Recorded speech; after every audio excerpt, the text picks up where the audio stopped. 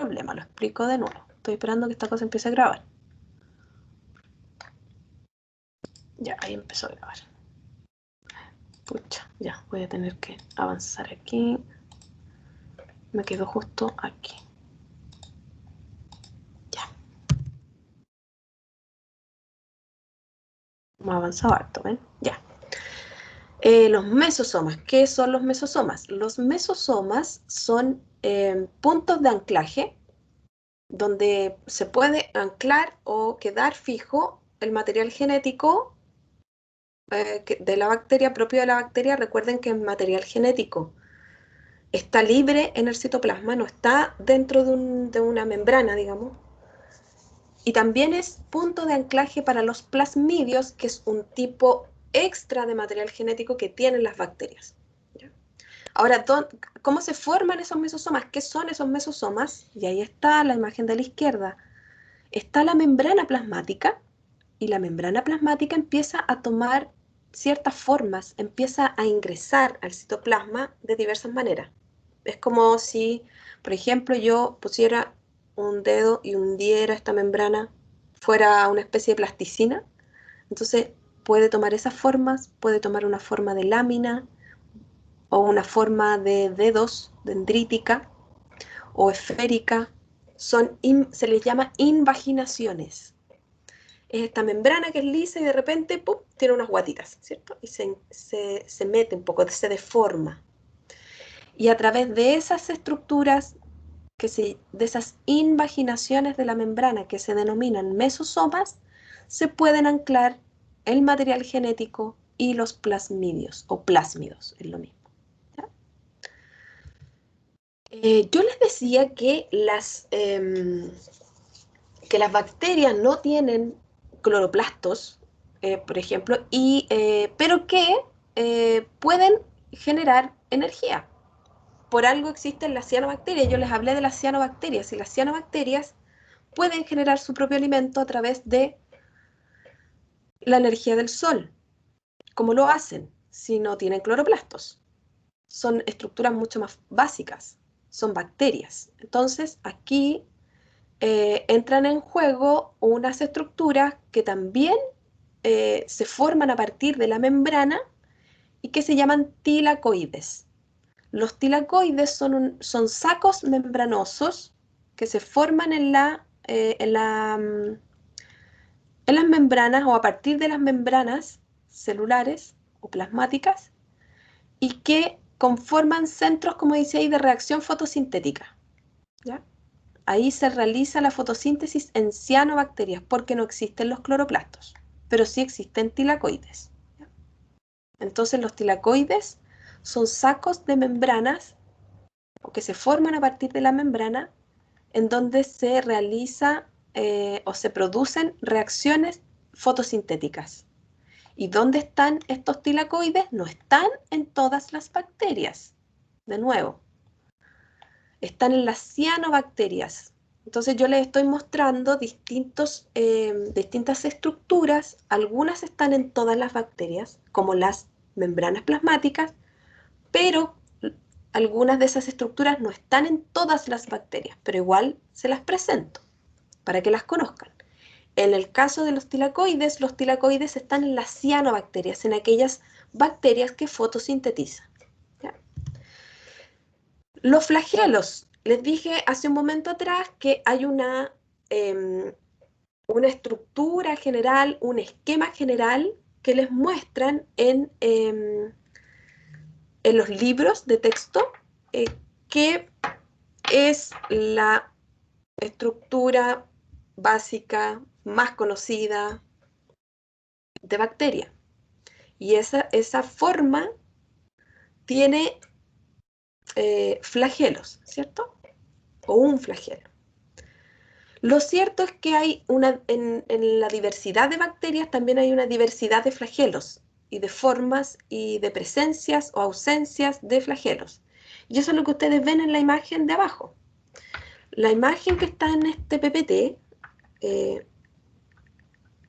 muestra bacterias como la de la izquierda que tienen un flagelo. Fíjense, hay un bacilo con una colita. Eso sería un flagelo. Pero hay bacterias que tienen más de un flagelo. Esa tiene 4. Y hay otras, fíjense, que tienen muchos flagelos. Entonces, esa estructura que ustedes conocen de bacteria, quisiera yo un poco desmitificarla, sacarla de su cabeza, porque no todas las bacterias tienen esa forma. No todas las bacterias tienen flagelos. Hay algunas que solo tienen cilios y hay algunas bacterias que tienen más de un flagelo. Tienen 2, 3, 4 o muchos flagelos. ¿Ya? Por eso se habla de flagelos bacterianos. ¿Qué son los flagelos entonces? Los flagelos son apéndices, son filamentosos, son filamentos largos que son apéndices de la bacteria. Tienen una forma helicoidal en hélice. ¿Por qué? Porque esa es su... les ayuda y les favorece en el movimiento que tienen para permitir el desplazamiento de las bacterias. ¿Para qué sirven los flagelos? Principalmente para el desplazamiento de las bacterias. ¿Ya? Le permiten a la bacteria moverse. ¿Cómo?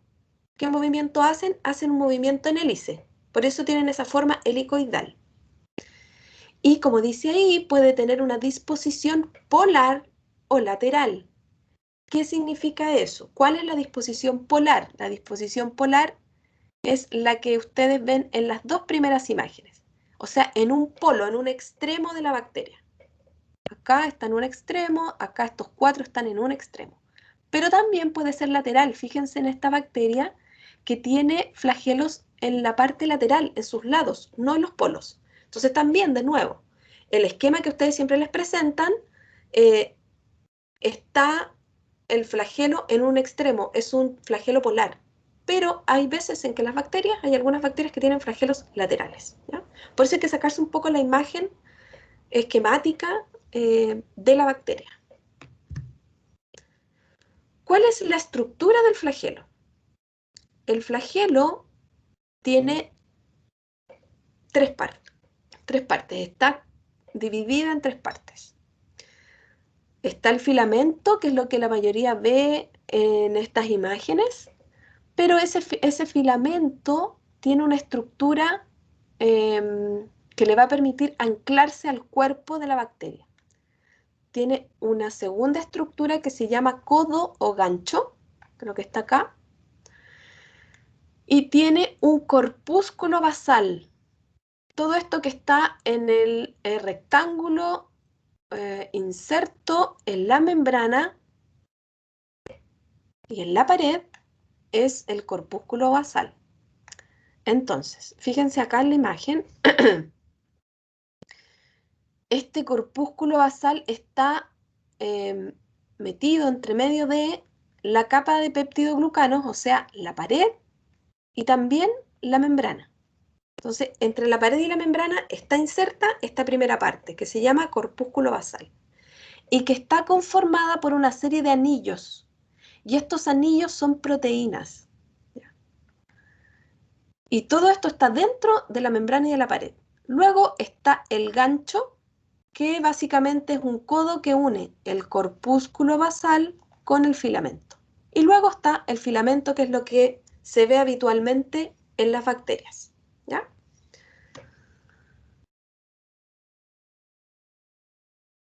Ya. Otra estructura que está en algunas bacterias son las fimbrias adhesivas. Son especies de pelitos, como dice ahí, forman velos o microcolonias. Son unas estructuras adhesivas que están por la pared, por fuera, digamos, de esta bacteria y que tienen, como se ve aquí, en su extremo, en sus puntas, tienen moléculas adhesivas que se llaman lectinas y que son complementarias a algún receptor de alguna célula de distinto tipo y que se unen eh, por esta lectina a esos receptores, ¿ya? y están repartidas, como dice ahí, por toda la superficie de las bacterias.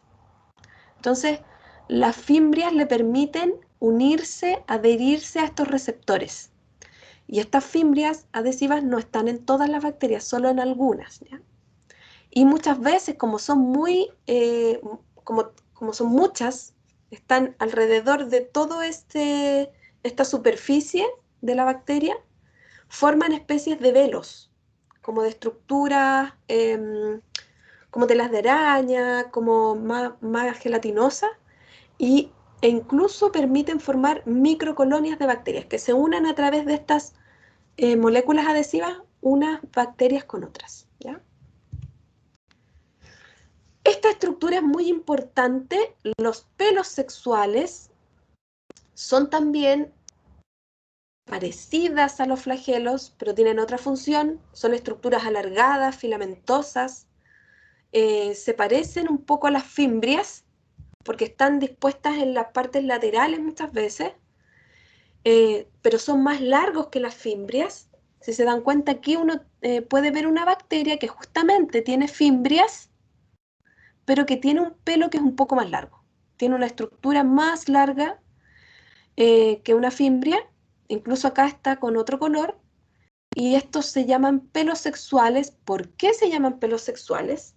Porque tienen una función en la reproducción, en el traspaso del material genético, particularmente en el proceso de conjugación que vamos a ver más adelante, ¿ya?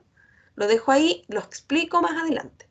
Entonces, en resumen, pelos sexuales sirven para el proceso de conjugación.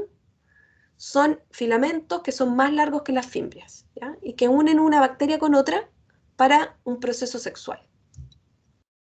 Después voy a profundizar en ese concepto, el de conjugación. Y acá vamos a volver un poco a lo que conversamos hace un momento, que es el concepto de plásmido. Porque las bacterias o las procariotas tienen material genético de dos tipos. Hay un material genético, un DNA genómico, que tienen las bacterias y que tienen en general los seres vivos, pero además tienen un tipo de material genético. Aquí está, ¿ven? Este es el material genético genómico, y este es el material genético que se denomina plásmido o plasmidio. Es DNA circular y contiene, como dice aquí, genes que van a codificar a algunas enzimas, que son proteínas, las enzimas son proteínas, o que van a codificar alguna resistencia a antibióticos, a ciertos antibióticos. Y como les dijo, como muy bien dijo un compañero de ustedes, que ya no me acuerdo quién fue,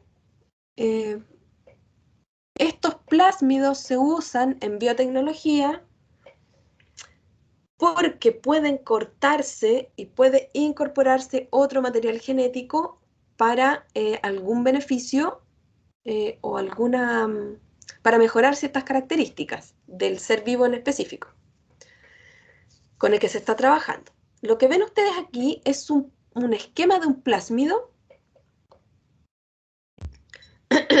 y ven ahí distintas zonas con distintos colores.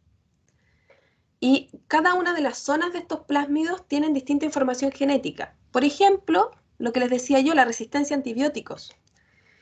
En esta zona del plásmido, por ejemplo, está el material genético para la resistencia a la ampicilina. Y en esta zona está el material genético para la resistencia a la tetraciclina. Y así. Hay otro material genético, otros genes que codifican para algunas enzimas, como las que aquí se mencionan, ¿ya? ¿Cuál es la utilidad desde el punto de vista biotecnológico del plásmido y por qué yo les digo que es muy relevante para ustedes en su carrera? Aquí hay un ejemplo de lo que se hace con los plásmidos a nivel biotecnológico. Tenemos, por ejemplo, una célula que tiene un DNA y ese DNA tiene un gen de interés. Mejorar alguna capacidad, por ejemplo, que el fruto resista más tiempo en los supermercados, por ejemplo, un tomate, que el tomate no se pudra, que el tomate dure más. Y este DNA tiene un gen que va a permitir mejorar, que este tomate, por ejemplo, resista más tiempo con su forma, con su color, y que no se pudra tan prontamente. ¿Qué es lo que hacen los biotecnólogos? Ellos lo que hacen es cortar, dice ahí, las enzimas de restricción cortan ese gen, lo cortan en pedacitos, lo reproducen muchas veces, y cortan ese gen que les interesa. ¿Y qué es lo que hacen? Lo insertan en un plásmido que proviene de una bacteria. Aquí está la bacteria, rescatan el plásmido, cortan ese plásmido en cierta zona y le insertan el gen de interés al plásmido. Y luego, esa bacteria, ese plásmido se vuelve a insertar en esta bacteria y esta bacteria se va a reproducir y va a reproducir ese mismo plásmido que tiene esa proteína de interés. Y por lo tanto logran reproducir a gran escala esa proteína de interés y luego la insertan en el material genético de esta planta, por ejemplo, o que va a producir estos frutos de tomate. Entonces es una manera de reproducir a gran escala ciertas proteínas de interés, ¿ya? También se ocupa de otra manera, pero este es uno de los ejemplos en los cuales se ocupa este plásmido. ¿Para qué se ocupa? ¿Por qué es importante desde el punto de vista biotecnológico? ¿Ya? Profe, ¿Sí? entonces se saca el plásmido, se le corta un fragmento, se ingresa el gen de interés y esto se ingresa a la bacteria. Claro. Ya, Lo que sí, pasa es profe. que, sí, porque si te das cuenta aquí, lo que pasa es que esto se produce, o sea, no es que se saque, digamos, se corta, está aquí, te das cuenta, está aquí el DNA, se corta, lo que pasa es que aquí se mostró separado para que se viera mejor. Ah, ya, Entonces, no es que saquen el plásmido no, no, no, no, aparte. no. Todo pasa dentro de la bacteria. Se corta todo dentro de la bacteria, se corta ese pedazo y se ingresa el gen de interés y luego esta misma bacteria ahora quedó distinta porque quedó con ese gen distinto y sigue su proceso de reproducción. Sí, pero en el esquema pareciera que se saca, no se saca, ¿ya? Así, por ejemplo, es que se produce la insulina artificial, ¿ya? La que mencionaba su compañero. Entonces tiene múltiples usos. Ahora, ¿cómo se reproducirán las bacterias? Yo creo que la mayoría sabe que las bacterias se reproducen de manera asexual. Les han dicho, ¿cierto? Asexual, pero ¿cómo es eso? ¿Asexual cómo? Bueno, hay un proceso que se llama fisión binaria, que es lo que está representado en esta imagen. Hay una bacteria. Esa bacteria lo que hace es duplicar su material genético y hacer una especie de mitosis interna, o sea, separa ese material genético, lo duplica, luego lo separa internamente. Fíjense que se crearon dos bacterias acá, hay dos materiales genéticos separados, y luego, al final, se divide la membrana plasmática, hay una especie de corte y también se corta la pared celular y quedan separadas estas dos bacterias hijas a partir de una bacteria progenitora. ¿Ya? No es el proceso de mitosis, si se dan cuenta, sino que simplemente es la duplicación del material genético y la separación de esta bacteria en dos. ¿Ya? Ese proceso se llama fisión binaria. Profe, Y ¿sí? disculpe, es que dice comúnmente por fisión binaria, o sea, ¿puede reproducirse de otra manera? Sí, eso voy a ver más en la otra diapo viene el otro. ¿Ya? Ok. En general, como lo he estado diciendo todo el rato, la mayoría de las bacterias se reproduce por fisión binaria. Comúnmente el proceso es fisión binaria. Pero existen otras maneras, como nos adelantaba su compañero, exactamente hay otras formas está la fragmentación o yemación, que es la formación de otra bacteria a partir de un trozo de ella, a partir de un extracto, de una parte de ella, que es lo que, por ejemplo, es el mismo proceso que ocurre con las estrellas de mar. Aquí está el ejemplo de la fragmentación, que es lo que más conocen ustedes con una estrella de mar. Si se corta un brazo de una estrella de mar, ese fragmento puede dar pie, puede originar una nueva estrella de mar completa, ¿cierto? Ese mismo proceso es el que sufre o a través del cual se pueden reproducir también las bacterias. No hay una división 50-50, si se dan cuenta, acá en la fisión binaria, la división es mitad y mitad. Quedan las dos estructuras del mismo tamaño, en cambio acá es solo un trozo pequeño. Y a partir de esa célula hija, que es más pequeña, se puede generar una bacteria del mismo tamaño. Ya. Eso tiene que ver con la reproducción, pero además hay un proceso en las bacterias que se llama recombinación genética, que es cómo las bacterias van cambiando su material genético, porque en estas reproducciones que yo les he mostrado, en estos procesos de reproducción, se reproduce el mismo material genético, ¿cierto? Se duplica y se separa en dos células. Pero las bacterias además tienen algunos procesos que les permiten recombinar su material genético con el de otras.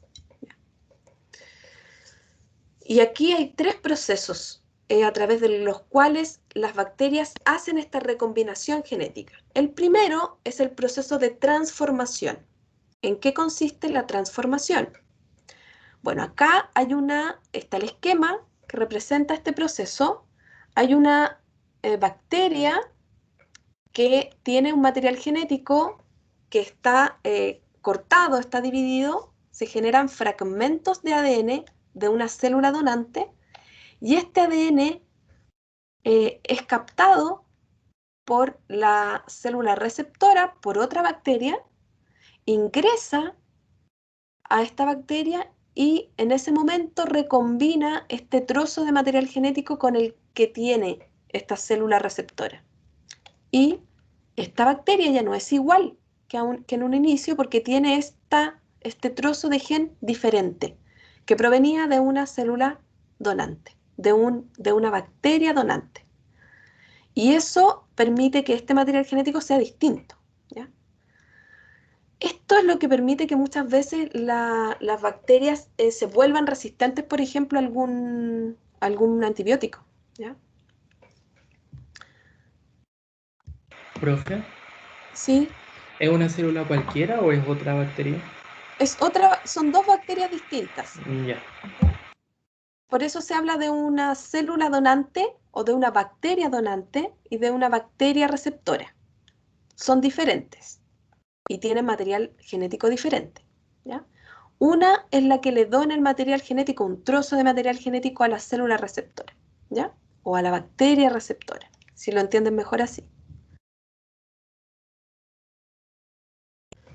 Otra manera en la que las bacterias hacen recombinación genética es gracias a los fagos. Yo les pregunté qué eran los fagos y llegamos a la conclusión de que eran virus que infectan bacterias. Gracias a los fagos que se posan y logran ingresar material genético que tienen ellos adentro, al interior de una bacteria. Fíjense que acá hay un fago que lo que hizo fue ingresar un material genético que tenía al interior de la bacteria y este material genético se empieza a reproducir y lo que hace es generar fagos con estos nuevos materiales genéticos, tanto el de esta bacteria como el que traía este fago, y salen de esta bacteria, la rompen y vuelven a a infectar a otra o vuelven a agregar material genético a otra bacteria y así estas bacterias van incorporando material genético de otras a través de los fagos. Los fagos ingresan material genético a las bacterias y este material genético se recombina con el propio. Profesora, ¿Sí? los fagos son los virus, por cierto. Sí, el fago sería esto, esta estructura que está aquí, que son los virus. Los fagos o los bacteriófagos, bacteriófagos, fago o bacteriófago es lo mismo. Es un virus que afecta, infecta, hablan de infección, pero en el fondo infecta con material genético a bacterias, ¿ya? Pero es un virus. Entonces es un proceso en la transducción a través del cual las bacterias recombinan su material genético gracias a un fago. El fago le proporciona este material genético.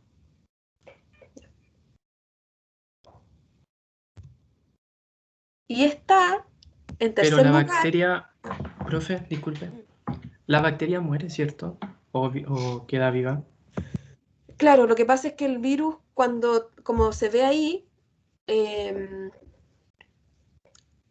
en esta célula intermedia, cuando el virus trae un material genético para reproducirse el mismo, claro, esta bacteria reproduce este virus y en algún momento, como dice ahí, se produce una lisis.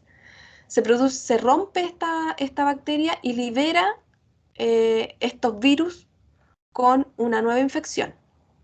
Pero en algún momento, en algunas bacterias, esto no tiene ese efecto, ¿ya? Entonces simplemente el virus va a incorporar el gen que tenía esta bacteria inicial. Mira, fíjate en esto. Este fago incorpora un material genético, pero no es cualquier material genético. Lo que él incorporó fue un material genético para reproducirse el mismo. Entonces, en este proceso, ¿qué es lo que ocurre? Se rompen todo el material genético en segmentos. El que traía el virus, que es un trozo de ADN que le está diciendo a la bacteria, reproduzca más virus, pero también hay trozos de color café. Y el trozo de color café son segmentos de ADN que no son para reproducir virus. Era el material genético propio de la bacteria, ¿cierto? Entonces, esta bacteria reproduce estos virus porque tiene este material genético, este trozo, y se reproducen muchos virus. Y claro, en ese momento, como hay virus que tienen este material genético propio que traían desde antes, esta bacteria se rompe porque ese es el proceso que hace el virus, digamos. Ocupa a otro ser vivo para reproducirse, luego destruye esta célula y sale de nuevo a infectar. Pero ojo, porque los virus que se crearon aquí, algunos tienen este material genético que va a ir a hacer este mismo proceso. Fíjense que es el material genético en rosado, pero otros virus solo van a tener el material genético que era bueno, digamos, que no era para producir más fagos, sino que era este material genético inicial que tenía la bacteria. Entonces, ¿qué ocurre? ¿Qué ocurre con estos virus? Si este virus se encuentra con otra bacteria, va a infectarla con ese material genético, pero ese material genético no es para reproducir más virus. Era un material genético que, por ejemplo, puede servir para la resistencia a la tetraciclina. Entonces no es para reproducir más virus. Por lo tanto, no ocurre nada, hasta ahí llega el virus, no le resultó, pero quedó incorporado ese material genético en esta bacteria nueva. Y Eso de esa pasa manera se produce la porque, recombinación. perdón, eso pasa porque el virus elige qué segmento incorporar. ¿Te refieres a esta parte o a esta? A la última. Porque claro, No, ahí lo no que pasa es, se... sí, lo que pasa es que cada virus queda con un segmento. Fíjate acá, mira. Algunos virus van a incorporar de todos estos segmentos un segmento que era rosado, por ejemplo, segmento de ADN rosado. A otros les va a tocar un material genético que venía de la bacteria, el café. y a otros les va a tocar un material genético recombinado. Entonces, cuando se cortan, luego estos virus cuando se reproducen, vuelven a tomar pedazos de material genético, pero los toman indistintamente. Entonces, algunos no es que elija, digamos. Fíjate que se generaron virus con distinto tipo de material genético. Hay algunos que tienen el rosado, otros el café y otros el rosado con café. Se van y a ahora generar de sí. distintos tipos.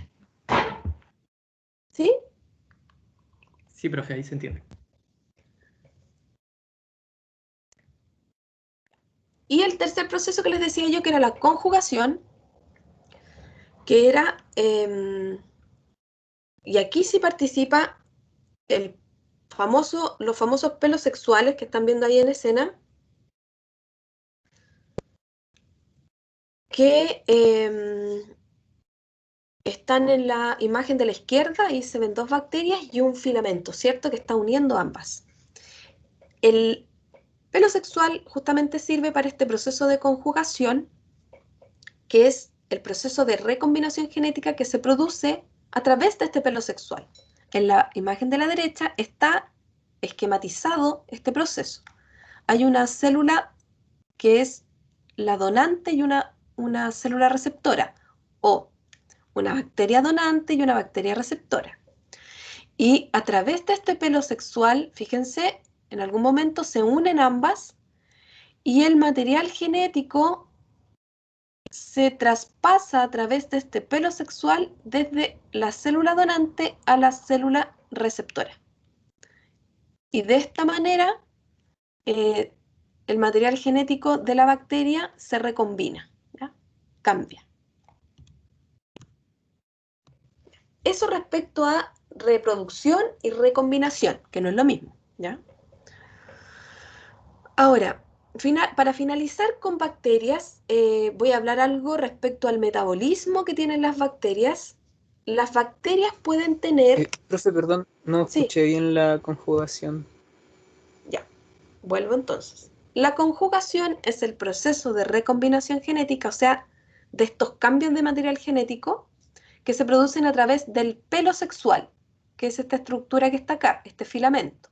Entonces, dos bacterias se unen a través de este pelo sexual y es a través de este pelo sexual que se traspasa material genético desde una bacteria a la otra. Es súper sencillo. Si te das cuenta ahí, antes esta bacteria no tenía material genético que está acá en azul. Y luego de la unión a través de este pelo sexual, se traspasó parte de este material genético a la bacteria que no lo tenía. ¿Ya? Ah, ya. ¿Ahí sí? Ya. Sí. Gracias. Ya. Para finalizar, les decía yo, con bacteria vamos a hablar algo sobre el metabolismo de las bacterias o los procesos a través de los cuales obtienen su energía. Más adelante vamos a ver estos procesos de fermentación y respiración en detalle. Solo me interesa que ustedes sepan, los que no saben, digamos, que las bacterias pueden tener un metabolismo aeróbico o anaeróbico. ¿Qué significa eso? Aeróbico quiere decir que tienen un metabolismo que se desarrolla en presencia de oxígeno y solo en presencia de oxígeno. Si no hay oxígeno, no puede desarrollarse ese proceso. Pero hay otras bacterias que pueden realizar su metabolismo, pueden obtener su energía a través de un proceso que no requiere oxígeno, ¿ya? Entonces, esa es un poco el por qué han sido tan exitosas las bacterias. Es porque pueden vivir en casi todos los ambientes. Pueden vivir en ambientes que tienen oxígeno, pero también en ambientes que no tienen oxígeno. Pueden sobrevivir, pueden realizar su metabolismo. Cuando este metabolismo se realiza en ausencia de oxígeno, se habla de bacterias anaeróbicas, porque el proceso es anaerobio, es sin presencia de oxígeno. ¿Y cómo se llama ese proceso? Se le llama fermentación. La fermentación no requiere de oxígeno. Y a partir de ese proceso de fermentación generan ATP, generan energía. Y hay otras bacterias que pueden vivir, o sea, pueden hacer su metabolismo solo cuando hay presencia de oxígeno. Y a esas bacterias se les llama bacterias aeróbicas o aerobias. Y ellas, como dice ahí, emplean el proceso de respiración celular. El proceso de respiración celular se realiza solo en presencia de oxígeno, ¿ya? Entonces, pueden haber bacterias aerobias y anaerobias. Esos dos tipos de metabolismo pueden tener las distintas bacterias que existen.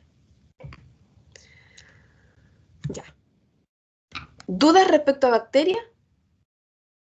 Creo que son las 10:26 y ya me comí todo el tiempo que tenía y no puedo seguir avanzando porque la célula eucarionte vegetal es otro mundo y me voy a quedar a la mitad. Así que lo Profe, pasaré en la clase siguiente, ¿sí? ¿todas las células procariontas son bacterias? Lo que pasa es que sí, es que ese es el nombre común. Es como el nombre común que se le da a las bacterias, ¿ya?